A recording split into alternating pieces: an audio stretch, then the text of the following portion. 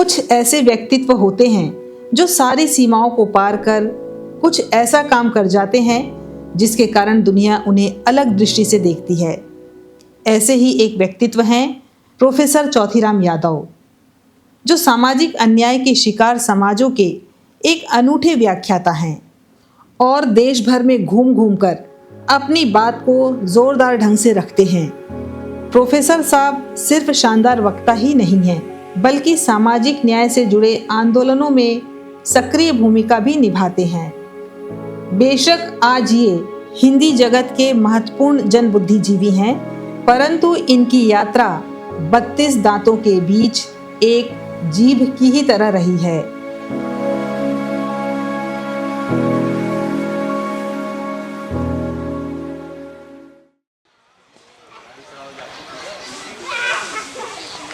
उनतीस जनवरी 1941 को जौनपुर के शाहगंज तहसील के एक गांव कायमगंज के सामान्य किसान परिवार में इनका जन्म हुआ। पिता रामदयाल और माता सहता देवी खेती किसानी का काम करते थे। 4 भाइयों और 1 बहन के बीच चौथीराम सबसे छोटे थे। मेरा असल में जौनपुर ज़िले के शाहगंज तहसील में एक गांव पड़ता है कायमगंज डेहरी। तो वहाँ मैं एक छोटे किसान के परिवार में पैदा हुआ था और बचपन की जो याद आती है, हम 4 भाई थे, उनमें सबसे छोटा मैं था और मुझसे बड़ी एक बहन थी। 4 भाई 1 बहन हम लोग थे। चौथीराम जी की शादी महादेवी से बाल्यावस्था में ही हो गई थी। शादी तो देखिए हम लोग की जैसे होता था बचपन में हो जाना। गांव में शादियां होती थी तो हम लोग छोटे छोटे थे, तो उसमें प्रथा थी वो जो शादी में जो लड़की वाले थे वे लड़की लेकर लड़के के यहाँ जाते थे। उसको पाँव पूजन कहते थे कि लड़के का पाँव पूजने जा रहे हैं, पूजैया ऐसा हो रहा है। बहुत छोटे हम लोगों को याद ही नहीं है कि वह लड़की आई थी, किस रूप में, कौन है, कैसे, कब शादी हुई, तो उसका वो कुछ याद नहीं है। बहुत छोटे हम लोग थे वहाँ से रखे। जैसे बाल विवाह कहते हैं, तो बाल विवाह की प्रथा थी। वो लड़की सयानी हो जाती थी, 14, 15, 16 साल की जब हो जाती थी तो उसका विदाई होती थी, उसे गौना कहते थे। तो वह गौना हमें हुआ था, तो इसके बाद उसकी याद तो हमें है कैसे हुआ था, तो आए हुए। परिवार बड़ा होने के बावजूद भी इन्होंने अपने पूरे परिवार को एक सूत्र में बांधे रखा। हर एक मुसीबत में सबको संभाला, मामला शिक्षा का हो या स्वास्थ्य का। परिवार के हर एक सदस्य को आगे बढ़ने की प्रेरणा दी। बचपन में हम लोग जब पढ़ने लिखने से कतराते थे, इधर उधर होते थे, तो जो है डांटते भी थे, मारते भी थे। कभी कभी झाड़ू से भी मार दिया है। जैसे फिल्म वगैरह देखने चले गए तो जो है झाड़ू से भी मारा है। नाटक प्ले जो BHU वगैरह में होते थे, जैसे बूढ़ी काकी और ये सब, ये दिखाने ले जाते थे। और हमको इसलिए ये कहने के लिए हम सोचे कि जो छोटे से ही जो सामाजिक मुद्दे की पिक्चरें हैं या ऐसी है, वो जो लिबरलिज़म हम लोग में आया वो वहीं से आया है। कि परिवार में सबको ये अपने जिम्मेदारी का एहसास कैसे कराते हैं। तो हमको घटना याद आ रहा है एक बार कि हमारा चयन हुआ था BTC में, तो हम घर बैठे रह गए और इनके साथ एक जो तीसरी बहू हैं उनका भी चयन हुआ था। तो उनका तो लेटर आ गया था और हमारा लेटर आया नहीं था। तो हमको बड़ी डांटे थे उस समय कि तुम घर बैठे हो, हम लोग यहाँ बैठे हैं, तुम्हारा इंतजार कर रहे हैं, तुम्हें ये पता नहीं है। तो हमको उस समय लगा भी, और उसी के बाद हम इनके पास गए भी हैं। तब वहाँ से हमारा जाकर दूसरा हम लोग लेटर लिए हैं, इसके बाद हमारा चयन हुआ है। तो उस समय घटना हमको बहुत लगता है कि कितना इन्होंने हमको अवसर कहा ना होता तो हम बैठे रह जाते यहीं पे। हमारी तो पूरी पढ़ाई लिखाई इन्हीं के साथ हुई, बनारस में ही। तो हम लोगों के तो बिल्कुल एकदम प्रेरणा स्रोत भी थे। इन्होंने बहुओं को बेटी ही समझा, पिता जैसा प्यार और दुलार दिया। तो मेरे तो 5 बेटे थे, कोई बेटी नहीं थी, लेकिन भाइयों की सब बेटियां बहुत ज़्यादा थी। तो उससे उसकी कमी पूरी होती थी और सब बराबर यहाँ आते थे जो है। तो एक कोई न कोई बेटी जो है यहाँ रहती थी आके। 97 में मैं यहाँ बहू बनकर आई, या कह लीजिए कि बहू क्या बेटी बनकर आई। हम यहाँ पे ये लोग 5 भाई हैं और हम 5 बेटियां यहाँ पर आए। पापा हमेशा स्त्री विमर्श पर बोलते रहते हैं, उनकी काफ़ी सेमिनार, काफ़ी उनका लेखनी स्त्री विमर्श पर है। और कई लोगों को मैंने देखा है कि वो मंच से तो स्त्री विमर्श की बातें करते हैं, लेकिन उनकी लेखनी और उनकी कथनी में बहुत अंतर होता है। लेकिन मैं आपको बताना चाहूँगी और बहुत हर्ष के साथ बताना चाहूँगी कि हमारे पापा की लेखनी और कथनी में कहीं कोई अंतर नहीं है। वो जितनी स्त्री विमर्श की बातें मंच से करते हैं, उतना ही स्पेस हम लोगों को दिया। मैं जस्ट ग्रेजुएट होकर के यहाँ आई थी। मेरा पोस्ट ग्रेजुएशन, मेरा बीएड और बाकी नौकरी की जो पूरी यात्रा है वो यहीं पर पूरी हुई, यहाँ पर आने के बाद पूरी हुई। और इतना सपोर्ट मुझे यहाँ से प्राप्त हुआ, मेरे इस घर से प्राप्त हुआ, वो उतना सपोर्ट मैं यूँ कह लूँगी कि मुझे मायके से भी नहीं मिला जितना सपोर्ट मुझे यहाँ से मिला। उनके सामने नहीं बैठना, सास ससुर के सामने नहीं बैठना, घूंघट करके जाना, वो सब मैंने देखा था अपने यहाँ। मतलब थोड़ा गांव का माहौल था। लेकिन जब मैं यहाँ आई तो फिर मुझे एकदम बिल्कुल, जब मैं ऐसे घूंघट करके बैठी तो मुझे कहा गया कि नहीं, ऐसे घूंघट करके नहीं बैठो, आराम से फ्री हो करके, रिलैक्स हो करके रहो, कोई रोक टोक नहीं है यहाँ पे। तुम जैसे अपने मायके में रहती थी वैसे ही यहाँ भी रहो। सुबह सुबह हम तो सुबह 4 बजे उठ करके, चाहे ठंड हो चाहे गर्मी हो, 4 बजे उठ के नहा लेते थे। मैं भी यहाँ पे आकर के वैसे ही नहाना वाना शुरू की तो मेरी तबीयत थोड़ी ख़राब। बाबूजी ने कहा कि नहीं, इतने सुबह उठ करके तुम नहा लेती हो, तबीयत ख़राब हो रही है, तुम इतना क्यों करती हो? तुम यहाँ पे जैसे सब लोग रहते हैं वैसे एकदम फ्री होकर के रहा करो, एकदम बिल्कुल तुमको डरने की ज़रूरत नहीं है। यहाँ पर ही आकर के मैं अपनी आगे की पढ़ाई, मतलब बीएड मैंने यहीं से किया है। हर तरीके का सपोर्ट यहाँ पे जैसा होता है वैसा सपोर्ट हमें यहाँ मिला। जितना सपोर्ट हमें मायके में नहीं मिला उससे ज़्यादा सपोर्ट हमें यहाँ पर आकर के मिला है। चौथी राम जी की पढ़ने के साथ साथ खेलों में भी बहुत रुचि थी। शायद बहुत लोगों को नहीं पता हुआ, इनको क्रिकेट देखने का बहुत शौक़ है। सॉकर मैच है या क्रिकेट का ही है। अब वो रात बिरात शुरू होने वाला है 2:30 या 3 बजे। तो डीडी पे वो जो सर्किल बन के शुरुआत का था ना, टों करके, वो ये टीवी वहाँ से ही ऑन कर लेते थे। मतलब वो कान में पड़ता था जैसे ही आवाज़, तो अच्छा मैच।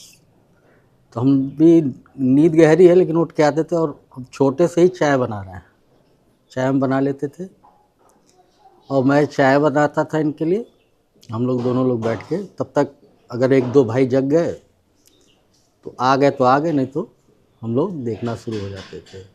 एक बार हमारे यहाँ खेल जम के हुई, ब्लॉक स्तरीय बहुत बड़ी प्रतियोगिता थी। उसमें ये जो है एक चैम्पियनशिप लाए और हम लोग गदगद हो गए इनको उठा करके और वाहवाही दिए। इनकी प्रारंभिक शिक्षा जौनपुर के शाहगंज तहसील के खुटन इलाके में हुई। कि जब हम लोग स्कूल में ले गए दाखिला कराने तो 2-3 किलोमीटर दूर पड़ता था। इतना याद है कि वहाँ अध्यापकों ने पूछा था कि आप उर्दू से पढ़ेंगे या हिंदी से। कि उस समय के जितने प्राइमरी स्कूल थे सब में हिंदी पढ़ाने वाले तो ज़्यादा थे, लेकिन हर प्राइमरी विद्यालय में एक मौलवी साहब होते थे उर्दू पढ़ाने के लिए। ये अनिवार्य, यानी जो लड़के उर्दू पढ़ना चाहते थे उनके लिए एक मौलवी साहब उसमें होते थे। और जूनियर हाई स्कूल जो है वहीं था, तो उसमें भी पास में ही था जूनियर हाई स्कूल जो है, वहाँ के लोगों को पढ़ करके। और इंटर तक करने के लिए हमें पट्टी नरेंद्रपुर, वहाँ से थोड़ा दूर पड़ता था, वहाँ जाना पड़ता था। यानी इंटरमीडिएट तक की पढ़ाई गांव में रहते हुए हमने की है।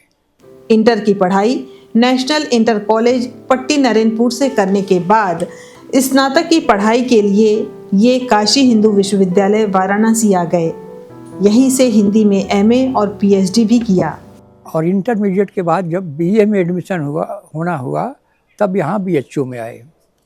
और वो 1964-65 की बात होगी जब हमने यहाँ से बीए पास किया। बीए में भी मेरा फर्स्ट क्लास आया, टॉप किया था। एमए में भी पढ़ाई की तो उसमें भी मेरा फर्स्ट आया, टॉप रहा। वो रिसर्च में हमारे पड़ोस के थे त्रिभुवन सिंह, वहीं जमुनिया के आसपास के थे, तो यहाँ अध्यापक थे, रीडर थे। उन्हीं के अंडर मेरा पीएचडी का वो हुआ। मध्यकालीन भक्त साहित्य में विरहानुभूत की व्यंजना, इस विषय पर शोध कर रहा था। चौथी राम जी इस नगर में मेरे इकलौते मित्र हैं। जिस साल लेक्चरर को मैंने ज्वाइन किया हिंदी विभाग में, वे एमए फाइनल में थे, इतना मुझे याद है। लगभग 55 सालों से हम लोग साथ हैं। शुरू में चौथीराम जी मेरे लिए एक विद्यार्थी थे जो डॉक्टर त्रिभुवन सिंह के अंडर शोध कर रहे थे, सूरदास पर काम कर रहे थे। सूरदास के बहाने मध्यकालीन साहित्य से भी परिचित थे, लेकिन कबीर से उनका कोई ऐसा लगाव नहीं दिखाई पड़ा। उसके बाद चौथीराम जी गाजीपुर चले गए लेक्चरर होके। इनका चयन हिंदी अध्यापक के तौर पर डिग्री कॉलेज गाजीपुर में हो गया।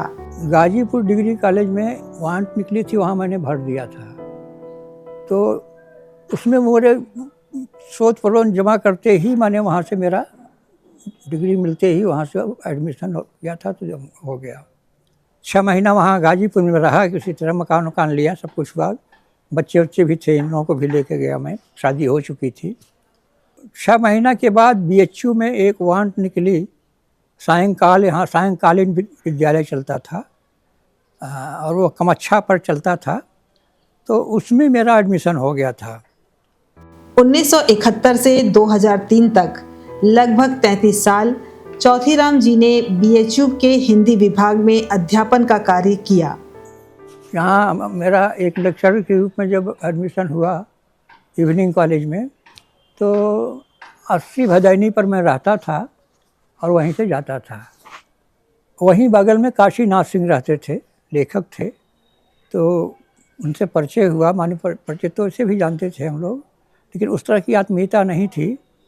यह है कि विभाग के एक नए अध्यापक थे, यंग थे वो, और अपने पहनावे ओढ़ावे के लिए बहुत जाने जाते थे कि बिल्कुल नए ढंग से अपना उनका नया कट जो है, दाढ़ी जो है होता कि बुल्गानन कट दाढ़ी उनकी होती थी, और जो फैशन एक होता था उनके द्वारा चलता था कि काशीनाथ ने यह किया हुआ है।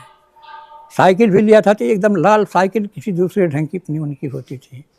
तो उनके पड़ोस में वहाँ रहना पड़ा। तो एक लेखक के संपर्क में रहने के बाद जो थोड़ा एक रुचि अपनी बनती है, वह कुछ लिखने पढ़ने की ओर मानी गई, नए ढंग से सोचने विचारने की। अन्यथा तो सब अध्यापक थे, इसलिए उन अध्यापकों के बीच में रहते हुए मैंने एक अच्छे अध्यापक की स्थिति बनाई, जैसा काशीनाथ ने बराबर लिखा है। बीएचयू में चौथीराम की ख्याति एक ऐसे अध्यापक की रही है जो अपने विषय पर पूरा अधिकार रखते थे, जिसके कारण अपने विद्यार्थियों के प्रिय अध्यापक रहे।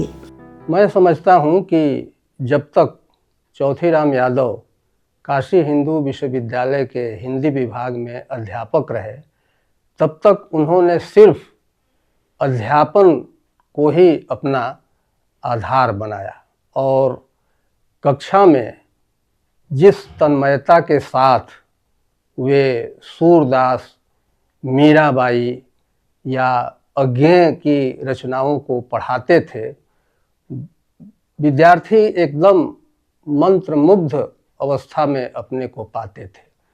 हमारे विभाग के एक बहुत ही सफल अध्यापक के रूप में चौथीराम यादव की ख्याति थी। प्रोफेसर चौथीराम अध्यापक रहते हुए केवल एक अच्छे अध्यापक ही बने रहे। इन्होंने अपेक्षाकृत बहुत बाद में लिखना शुरू किया, लेकिन जो भी लिखा उसका महत्व बहुत ज़्यादा है। अध्यापक रहते हुए एक उनको प्रोजेक्ट मिला था हजारी प्रसाद द्विवेदी का साहित्य पर काम करने का, जिसे नामवर सिंह ने उन्हें दिया था, और हरियाणा ग्रंथ अकादमी से उस प्रोजेक्ट पर काम करते हुए हजारी प्रसाद द्विवेदी का साहित्य नाम से उनकी पुस्तक भी आई, और हजारी प्रसाद द्विवेदी के विशेषज्ञ के रूप में चौथीराम जी की ख्याति हुई। नामवर सिंह के छोटे भाई प्रसिद्ध कथाकार काशीनाथ सिंह प्रोफेसर चौथीराम जी के अनन्य मित्र, उन्होंने ही नामवर जी को इनका नाम हजारी प्रसाद पर लिखने के लिए प्रेषित किया था। मुझे याद है नामवर जी आए हुए थे घर पर, तो नामवर जी ने उनसे कहा चौथीराम से कि हजारी प्रसाद द्विवेदी पर क्यों नहीं किताब लिखते आप, और हरियाणा साहित्य अकादमी से अनुबंध करा दिया उन्होंने प्रकार की किताब लिखी आप आचार्य हजारी प्रसाद द्विवेदी पर? कि जब नामवर सिंह की दूसरी परंपरा की खोज आई तो बड़े तहलका मचा बनारस में कि नामवर सिंह ने, रामचंद्र शुक्ल तो इन लोगों के बड़े वो थे ब्राह्मणों के बीच में, कि रामचंद्र शुक्ल को छोटा करने के लिए उनके सामने ये हजारी प्रसाद द्विवेदी को खड़ा कर दिया। और दिल्ली से एक अजीत कुमार थे, उनका वह लेख लिखा था वहाँ से कि छोटी रेखा बड़ी रेखा का सवाल उठाया कि शुक्ल जी के सामने उन्होंने एक बड़ी रेखा खींच दी जो हजारी प्रसाद द्विवेदी के रूप में, और जिसमें ये होता था कि शुक्ल जी वाली रेखा छोटी हो गई है, यानी उनके महत्व को कम करने के लिए इन्होंने वो किया है। इस पर बड़ा हुआ दस्तावेज निकालते थे विश्वनाथ तिवारी गोरखपुर से, उस पर तमाम सारे लोगों ने लेख लिखा नामवर जी के दूसरी परंपरा की खोज के खिलाफ। उसी समय काशीनाथ ने मुझसे कहा कि भाई वो दूसरी परंपरा की खोज पर कोई लिखने को तैयार नहीं हो रहा है और कोई लिख भी नहीं सकता, आप सबकी राय है कि आप लिखें। हिंदी आलोचना की जो प्रगतिशील धारा है उसके भीतर मुख्य रूप से उन्होंने नामवर सिंह की जो पुस्तक प्रकाशित हुई दूसरी परंपरा की खोज, उसी की बहस को उन्होंने आगे बढ़ाया और इस बहस को आगे बढ़ाते हुए उन्होंने पहली किताब आचार्य हजारी प्रसाद द्विवेदी पर लिखी। प्रोफेसर चौथीराम यादव की इस पुस्तक ने पाठकों को नामवर सिंह की किताब तक पहुंचने के सूत्र दिए और प्रोफेसर चौथीराम यादव को दूसरी परंपरा के एक सुसंगत और तार्किक आलोचक की भूमिका में स्थापित भी कर दिया। चौथीराम यादव जी ने अपने लेखन के माध्यम से, मुझे याद है कि हजारी प्रसाद द्विवेदी पर जो उनकी पहली पुस्तक है तो संभवतः उनका शोध भी था हजारी प्रसाद द्विवेदी पे, तो वो अत्यंत महत्वपूर्ण है और उसमें ही आज जो प्रोफेसर चौथीराम यादव हमारे सामने हैं, जिन मुद्दों को लेकर के, जिन विमर्शों को लेकर के, जिस चिंतन को लेकर के, वो उस पुस्तक में हमें मौजूद दिखाई पड़ते हैं। तो दूसरे लोगों ने कहा कि देखिए नामवर जी ने तो दूसरी परंपरा को खोजा भर था, उसका पूरा विकास चौथीराम यादव ने किया अपने में, और विकास इस रूप में किया कि दलित, आदिवासी और स्त्री विमर्श, जो स्त्री के सवाल हैं, दलित के सवाल हैं, आदिवासियों के सवाल हैं, वे इन लोगों ने नहीं उठाए थे, किसी लोगों ने, ये मैंने उठाया है। सिद्धोनाथों की बात भी मैंने ली है उसमें, और नामवर जी ने नहीं उस पर लिखा, रामविलास शर्मा ने उस पर नहीं लिखा, इससे सब उसके विरोधी थे, क्योंकि वो बुद्ध की परंपरा थी। सिद्धोनाथों की परंपरा बुद्ध की परंपरा है और बुद्ध को अभिजन समाज में, सवर्ण समाज में माना ही नहीं गया। बुद्ध दलितों के द्वारा स्वीकार किए गए हैं, पिछड़ों के द्वारा स्वीकार किए गए हैं। प्रोफेसर चौथीराम यादव द्वारा लिखी गई किताबों में हजारी प्रसाद द्विवेदी समग्र पुनरावलोकन, लोकधर्मी साहित्य की दूसरी धारा, उत्तर शती के विमर्श और हाशिए का समाज, सांस्कृतिक पुनर्जागरण और छायावादी काव्य, लोक और वेद आमने सामने आदि प्रमुख किताबें हैं। आज हम सब लोग प्रोफेसर चौथीराम यादव जी को एक प्रखर विमर्शकार के रूप में मानते हैं और आज जो बहुजन विमर्श हमारे सामने है, दलित विमर्श हमारे सामने है, तो दलित विमर्श बहुजन विमर्श के बीच में सेतु बनाने वाले चिंतक के रूप में प्रोफेसर चौथीराम यादव की एक पहचान बनी है। चौथीराम यादव ने विभाग में रहते हुए जिस प्रकार से मौन धारण किया, विभागीय राजनीति या देश की राजनीति या आरक्षण की राजनीति या किसी भी प्रकार की राजनीति को लेकर जितना वो मौन रहे, उतना ही अधिक मात्रा में वे रिटायरमेंट के बाद मुखर हो गए, लेखन के स्तर पर भी और अपने व्याख्यानों के स्तर पर भी। एक वक्ता के रूप में चौथीराम यादव ने अपनी पारी रिटायरमेंट के बाद शुरू की, लेकिन देखते ही देखते वे हाशिए के समाजों के सबसे बड़े व्याख्याता के रूप में स्थापित हो गए। आज वे बहुजन वक्ताओं में से सबसे सम्मानित वक्ता हैं। खासकर जो हाशिए का समाज है, उस हाशिए के समाज में चौथीराम यादव ने कबीर के माध्यम से, अंबेडकर के माध्यम से और कबीर अंबेडकर के साथ साथ ये बौद्ध धर्म के माध्यम से चौथीराम यादव ने जो हाशिए का समाज है, उस समाज में अपनी बहुत बड़ी पैठ बनाई है, बहुत अधिक से अधिक लोगों को उन्होंने प्रभावित भी किया है। और दलित विमर्श, स्त्री विमर्श और आदिवासी विमर्श, इन तीनों के माध्यम से चौथीराम यादव आज एक ख्यातिलब्ध आलोचक के रूप में हमारे सामने मौजूद है। अवकाश ग्रहण के बाद चौथीराम जी ने में एक बहुत ही गुणात्मक कहें और लक्षित किया जाने वाला परिवर्तन आया। चौथीराम जी पहले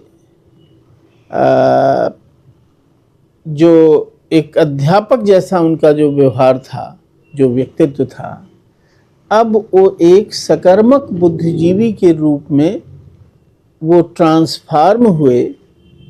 और संतों की कविता में जिस बात पर बहुत जोर दिया गया है कि कथनी और करनी में एकता होनी चाहिए।